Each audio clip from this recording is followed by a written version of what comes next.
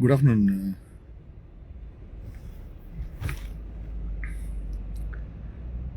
ನಮ್ಮ ಹಳ್ಳಿಗಳ ಕಡೆ ಇರುವಂತ ಈ ಮೈಕ್ರೋ ಫೈನಾನ್ಸ್ ಮೀಟರ್ ಬಡ್ಡಿ ಅವಳಿಗೆ ಸರ್ಕಾರ ಎಚ್ಚೆತ್ಕೊಂಡಿದೆ. ಸರ್ಕಾರ they want to bring in ordinance, ಒಂದು ಹೊಸ ರೆಗ್ಯುಲೇಷನ್ಸ್ ಅನ್ನ ತರಲಿಕ್ಕೆ ರಾಜ್ಯ ಕಾಂಗ್ರೆಸ್ ಸರ್ಕಾರ ತಯಾರಿ ನಡೆಸ್ತಾ ಇದೆ. ಪ್ಯಾರಲಲ್ ಆಗಿ ಹಳ್ಳಿಗಳ ಕಡೆ ಇವತ್ತು ರಿಕವರಿ ಏಜೆಂಟ್ಗಳು ಹೋಗ್ಲಿಕ್ಕೆ ಭಯ ಬೀಳ್ತಾ ಇದ್ದಾರೆ. ಕಾರಣ ಯಾಕೆ ಅಂತಂದ್ರೆ ಅವರಿಗೆ ಹಿಂಸೆ ಕೊಡ್ತಾ ಇದ್ದು ಇಂಡಿವಿಜುವಲ್ ಆಗಿ ಇವರೆಲ್ಲ ಒಗ್ಗಟ್ಟಾಗಿದ್ದಾರೆ. ಹಳ್ಳಿಗಳ ಕಡೆ ನಮ್ಮ ಜನ ಒಗ್ಗಟ್ಟಾಗಬೇಕು. ಒಬ್ಬನ ಮನೆ ಹತ್ರ ಸಾಲದವನ್ ಬಂದ್ರೆ ಎಲ್ಲರೂ ಒಗ್ಗಟ್ಟಾಗಿ ಕಾನೂನು ರೀತಿಯಲ್ಲಿ ಪ್ರಶ್ನೆ ಮಾಡಿ ಓಡೋಗ್ಬಿಡ್ತಾರೆ. ಪಕ್ಕದ ಮನೆಯವನ ನಾವ್ಯಾಕೆ ತಲೆ ಕೆಡ್ಸ್ಕೊಂಡು ನಾಳೆ ನಿಮ್ಮ ಮನೆಗೆ ಹೋಗ್ತಾನೆ ಅವನು. ಎಸ್ಪೆಷಲಿ ಹೆಣ್ಮಕ್ಳು ಸಣ್ಣ ಪುಟ್ಟ ಒಂದು ಸಂಘ ಸಂಸ್ಥೆಗಳು ಮಾಡಿಕೊಂಡು ಲೋನ್ ತಗೊಂಡಿದ್ರೆ ಅಲ್ಲಿ ಬಂದು ಪಬ್ಲಿಕ್ ನ್ಯೂಸೆನ್ಸು ಧಮಕಿ ಹಾಕೋದು ಮಾಡಿದ್ರೆ, ನೆನ್ನೆ ಯಾರೋ ಒಬ್ಬ ಬ್ಯಾಂಕ್ ರಿಕವರಿ ಏಜೆಂಟ್ಗೆ ಪಬ್ಲಿಕ್ ಸರಿಯಾಗಿ ಗೂಸ ಕೊಟ್ಟವ್ರೆ. ಕಾನೂನು ರೀತಿಯಲ್ಲಿ ಅದು ಮಾಡೋ ತಪ್ಪಾದ್ರೂ ಸಹ ಅವ್ರ ಆ ಧಮಕಿ ಹಾಕೋದು ಕೂಡ ತಪ್ಪಿದೆ. ಲೋನ್ ತಗೊಂಡ್ರೆ ನೋಟಿಸ್ ಕೊಡು, ಲೋನ್ ತಗೊಂಡ್ರೆ ಕಾನೂನು ಕ್ರಮ ಜರುಗಿಸು, ಲೋನ್ ನಾನು ಕಟ್ಟಬೇಕು ಅಂದ್ರೆ ಕೋರ್ಟ್ಗೆ ಹೋಗು. ಕೋರ್ಟ್ಗೆ ಹೋಗ್ಬೇಕಾದ್ರೆ 5 ವರ್ಷ 10 ವರ್ಷ ಆಗುತ್ತೆ. ಅವರೆಲ್ಲ ಕೋರ್ಟ್ಗೆ ಹೋಗಲ್ಲ. ಆಯ್ತು ಸರ್, ಊಟ ಆಯ್ತು. ಸೊ ನಿಮ್ಮ ಊರುಗಳ ಕಡೆ ಅಥವಾ ನಿಮ್ ಕಡೆ ಸಾಲಗ ರಿಕವರಿ ಏಜೆಂಟ್ಗಳು ಕಾನೂನ ಪಾಲನೆ ಮಾಡ್ತಾ ಇಲ್ಲ, ಕೋರ್ಟ್ ಮುಖಾಂತರ ನಿಮ್ಗೆ ನೋಟಿಸ್ ಕೊಡ್ತಾ ಇಲ್ಲ, ಅಥವಾ ಲಿಖಿತ ರೂಪದಲ್ಲಿ ನಿಮ್ಮನ್ನ ಪ್ರಶ್ನೆ ಮಾಡೋದು ಬಿಟ್ಬಿಟ್ಟು ಕಾನೂನು ರೀತಿಯಲ್ಲಿ ಗೋಂಡಾಗಳು ರೌಡಿಗಳು ಬಳಸ್ತಾ ಇದ್ರೆ ನೀವು ಸರಿಯಾಗಿ ಅದಕ್ಕೆ ಉತ್ತರವನ್ನ ಕೊಡಬಹುದು. ಸರ್ಕಾರ ಸಹ ಈ ಮೀಟರ್ ಬಡ್ಡಿ ಮತ್ತೆ ಈ ಸ್ಮಾಲ್ ಫೈನಾನ್ಸರ್ಗಳು ಇನ್ಫ್ಯಾಕ್ಟ್ ಗಾಡಿನ ಜಪ್ತಿ ಮಾಡಕ್ಕೆ ನಾನು ಒಂದು ವಿಷಯ ಶೇರ್ ಮಾಡ್ತೀನಿ. ನಮ್ಮ ಮನೆಗೆ ಇನ್ವಿಟೇಷನ್ ಕೊಡ್ಲಿಕ್ಕೆ ಯಾವ್ದೋ ಒಂದು ಶಾಲೆಯ ಮುಖ್ಯಸ್ಥರು ಬಂದಿದ್ರು. ಶಾಲೆ ಅಂದ್ಮೇಲೆ ಒಂದು ಸಣ್ಣ ಪುಟ್ಟ ಶಾಲೆ ಅಂದ್ಮೇಲೆ ಅವ್ರದ್ದು ಫೈನಾನ್ಷಿಯಲ್ ಪೊಸಿಷನ್ ಅಷ್ಟು ಏನು ಚೆನ್ನಾಗಿರ್ಲಿಲ್ಲ. ನಮ್ಮ ಮನೆಯಿಂದ ವಾಪಸ್ ಹೋಗ್ಬೇಕಾರೆ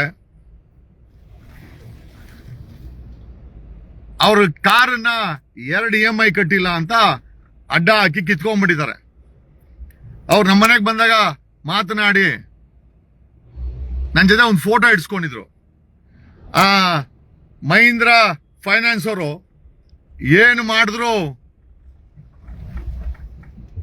ಗಾಡಿ ಕೊಟ್ಟಿಲ್ಲ. ಲಾಸ್ಟ್ ಏನ್ ಮಾಡಿದ್ದಾರೆ ನಿಮಗೆ ಗೊತ್ತಾ? ಕಾನೂನು ರೀತಿಯಲ್ಲಿ ನಾವು ಹೋಗಿ ಬಂದಿದ್ದು ಅಡ್ವೊಕೇಟ್ ಜಗದೀಶ್ ಸರ್ ಅವ್ರ ಮನೆಗೆ ಅಂತೇಳಿ ಫೋಟೋ ತೋರಿಸಿದಾಗ, ಹೌದಾ ಜಗದೀಶ್ ಸರ್ ಮನೆಗೆ ಹೋಗಿದ್ರೆ ಆಯ್ತು ಬಿಡಿ ಅಂತೇಳಿ ಆ ಗಾಡಿನೂ ಬಿಟ್ಟು ಅಲ್ಲಿಂದ ಓಡೋಗಿದ್ದಾರೆ. ಸೊ ಪ್ರಶ್ನೆ ಏನಪ್ಪ ಅಂತಂದ್ರೆ, ಕನಿಷ್ಠ ಕಾನೂನಿನ ಜ್ಞಾನ ಇದ್ರೆ ಇಂಥದನ್ನೆಲ್ಲ ನೀವು ಆರಾಮಾಗಿ ಫೇಸ್ ಮಾಡಬಹುದು. ಲಾ has become A basic community.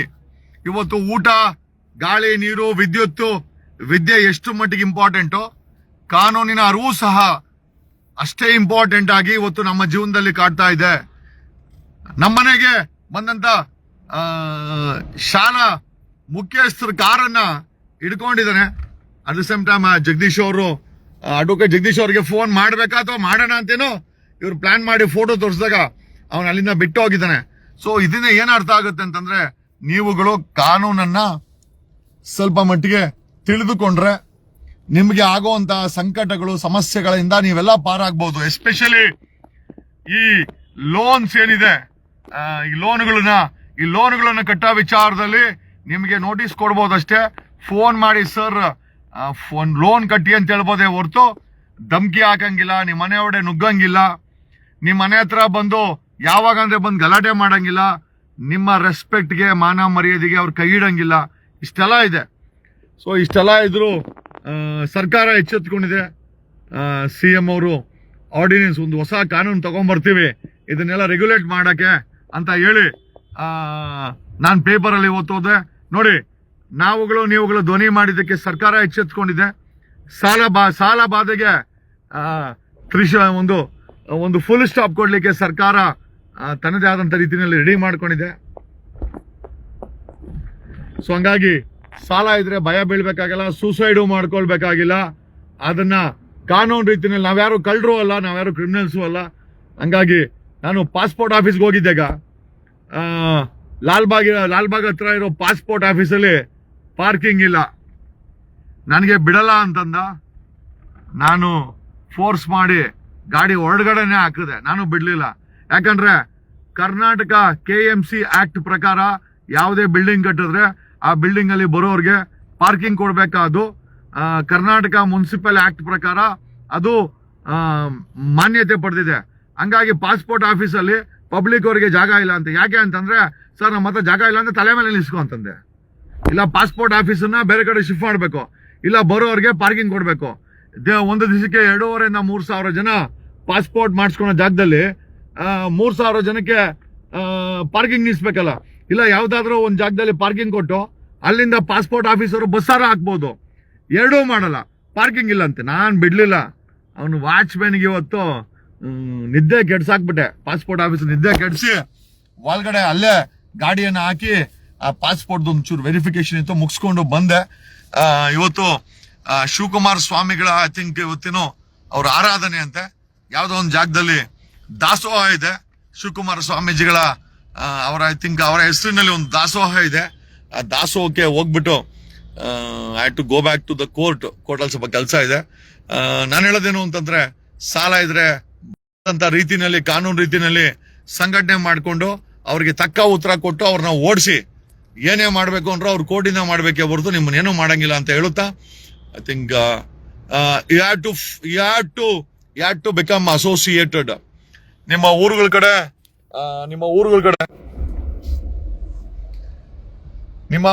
ಕಡೆ ಸಂಘಟನೆ ಮಾಡ್ಕೊಳ್ಳಿ.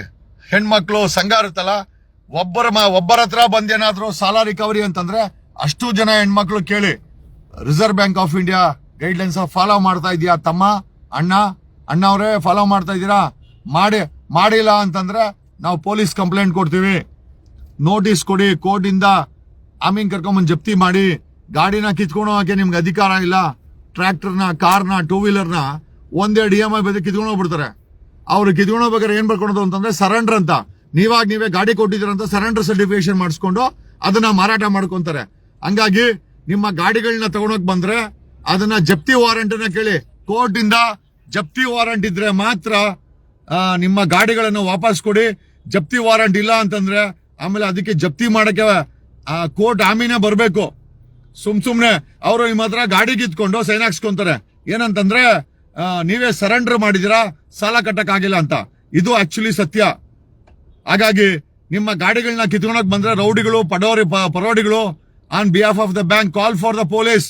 112ಗೆ ಫೋನ್ ಮಾಡಿ ಪೊಲೀಸ್ ಅವ್ರಿಗೆ ಹೇಳಿ, ಸರ್ ಕೋರ್ಟ್ ಇಂದ ಜಪ್ತಿ ವಾರಂಟ್ ಇದ್ರೆ ಮಾತ್ರ ನಾನು ಸರೆಂಡರ್ ಮಾಡಬೇಕು, ಇಲ್ಲ ಅಂದ್ರೆ ಸರೆಂಡರ್ ಮಾಡಕ್ ಏನು ಪ್ರಾವಿಷನ್ ಇಲ್ಲ. ಬ್ಯಾಂಕ್ ಅವ್ರು ಬಂದು ಕಿತ್ಕೊಂಡು ಹೋಗಂಗಿಲ್ಲ. ಬ್ಯಾಂಕ್ ಅವ್ರು ಕಿತ್ಕೊಂಡು ನಾವೇ ಸರೆಂಡರ್ ಮಾಡಿದ್ರಿ ಅಂತ ಸೈನ್ ಹಾಕೊಂಡು ಅವರೇ ಮಾರಾಟ ಮಾಡ್ಕೊಂತಾರೆ ನಮ್ಮ ಗಾಡಿಗಳನ್ನ. ಕೋರ್ಟ್ ಇಂದ ಆದೇಶ ಇದೆಯಾ ಗಾಡಿ ಕಿತ್ಕೊಂಡು ಹೋಗಕ್ಕೆ, ಆವಾಗ ಮಾತ್ರ ಮುಟ್ಟಬೇಕು ಅಂತ ನೀವ್ ಹೇಳ್ಬೇಕು. ಅಕಸ್ಮಾತ್ ಅಲ್ಗೋ ಅವ್ರು ಗಲಾಟೆ ಮಾಡಿದ್ರೆ ಕಾಲ್ ದ ಪೊಲೀಸ್. ಕರ್ನಾಟಕದ ಯಾವುದೇ ಮೂಲೆಯಲ್ಲಿ ನಿಮ್ಮ ಗಾಡಿ ಕಿತ್ಕೊಂಡು ಹೋಗಕ್ ಬಂದ್ರೆ ಕೋರ್ಟ್ ಅದು ಆಮೀನೆ ಬರ್ಬೇಕು, ಕೋರ್ಟ್ ಆಮೀನೆ ಬರ್ಬೇಕು ಜಪ್ತಿ ಮಾಡಕ್ಕೆ. ನಿಮ್ಮ ಗಾಡಿಯನ್ನ ಜಪ್ತಿ ಮಾಡಲಾಗಿದೆ ಅಂತ ಕೋರ್ಟ್ ಆದೇಶ ಇದ್ರೆ ಮಾತ್ರ ನೀವು ಗಾಡಿ ಸರೆಂಡರ್ ಮಾಡಿ, ಇಲ್ಲ ಅಂದ್ರೆ ಗಾಡಿ ಕೊಡಬೇಡಿ. ಪೊಲೀಸ್ ಅವ್ರಿಗೆ ಫೋನ್ ಮಾಡಿ. ಸೊ ಕಾನೂನು ಏನ್ ಹೇಳುತ್ತೆ ಅಂತಂದ್ರೆ ಜಪ್ತಿ ಮಾಡಕ್ಕೆ ಕೋರ್ಟ್ ಆದೇಶ ಬೇಕಾಗತ್ತೆ.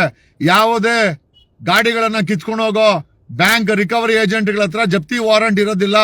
ಆಮೇಲೆ ಅದನ್ನ ಗಾಡಿ ತಗೊಂಡೋಗಕ್ಕೆ ಇವನ್ ಬರಲ್ಲ, ಯಾರೋ ಬ್ಯಾಂಕ್ ರಿಕವರಿ ಏಜೆಂಟ್ ಬರಲ್ಲ, ಬ್ಯಾಂಕ್ ಮ್ಯಾನೇಜರ್ ಬರಬೇಕು. ಬ್ಯಾಂಕ್ ಮ್ಯಾನೇಜರು ಮತ್ತೆ ಇವರು ಕೋರ್ಟ್ ಇಂದ ಆಮೀನ್ ಬಂದು ನಿಮ್ಮ ಗಾಡಿಯನ್ನ ಸೀಸ್ ಮಾಡ್ಕೊಂಡು ಹೋಗ್ತಾರೆ. ಬ್ಯಾಂಕ್ ರಿಕವರಿ ಏಜೆಂಟು ಯಾವುದೇ ಕಾರಣಕ್ಕೂ ನಿಮ್ಮ ಗಾಡಿಯನ್ನ ಕಿತ್ಕೊಂಡು ಹೋಗಕ್ಕೆ ಕಾನೂನಲ್ಲಿ ಅವಕಾಶ ಇಲ್ಲ. ಗಾಡಿ ಕೊಡಬೇಡಿ. ಅದು ನಿಮ್ಮ ಟ್ರ್ಯಾಕ್ಟರ್ ಆಗಿರ್ಲಿ, ಟೂ ವೀಲರ್ ಆಗಿರ್ಲಿ ಅಥವಾ ಏನೇ ಆಗಿರ್ಲಿ ಕೊಡೋಗ್ಬೇಡಿ ಅಂತ ಹೇಳ್ತಾ ಲೈವ್ ಅನ್ನ ಮುಗಿಸ್ತಾ ಇದ್ದೀನಿ. Thank you.